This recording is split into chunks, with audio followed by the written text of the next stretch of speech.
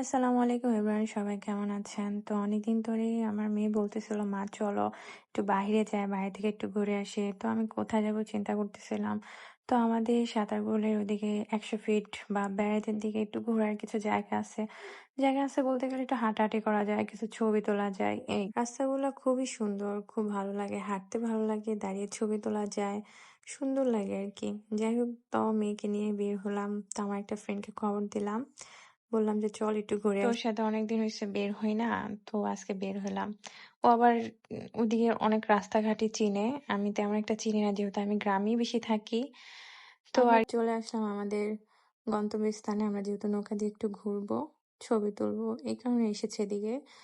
তো আমার মেয়ে নৌকায় উঠে একটু ভয় পাচ্ছিল। নৌকায় উঠে আমরা নদীর ওপারে চলে গেলাম সবাই মিলে, ছবিও নিয়ে নিয়েছিলাম। দেখতে খুব ভালোই লাগে আসলে, ঢাকা শহরে এমন একটা গ্রামীণ পরিবেশ খুব সুন্দর। তো আমরা সবাই একটু একটু করে সবাই ভিডিও ক্লিপ নিয়ে নিচ্ছিলাম এখানে। তারপর আমরা একটা অটো নিয়ে আমরা একটু ভিতরে চলে গেলাম, গিয়ে একটু ঘুরে আসলাম বাচ্চাদেরকে নিয়ে।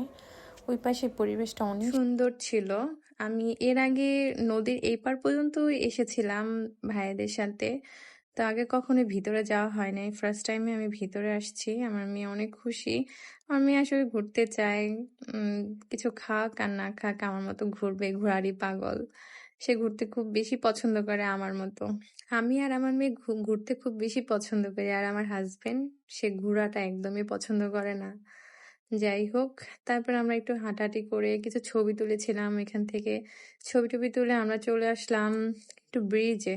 এখানে এটা ব্যারাইট বোট ঘাট বলে। ওইখানে আমরা এই ব্রিজের সামনে এসেছিলাম, আমরা কিছু ছবি তুলেছিলাম, কিছু ভিডিও ক্লিপ করে নিয়েছিলাম। রাস্তাগুলো অনেক সুন্দর। এই ব্রিজের উপরে আমার ভাইরা অনেক আসছে, আমি কখনো আসি নাই, ফার্স্ট টাইমই।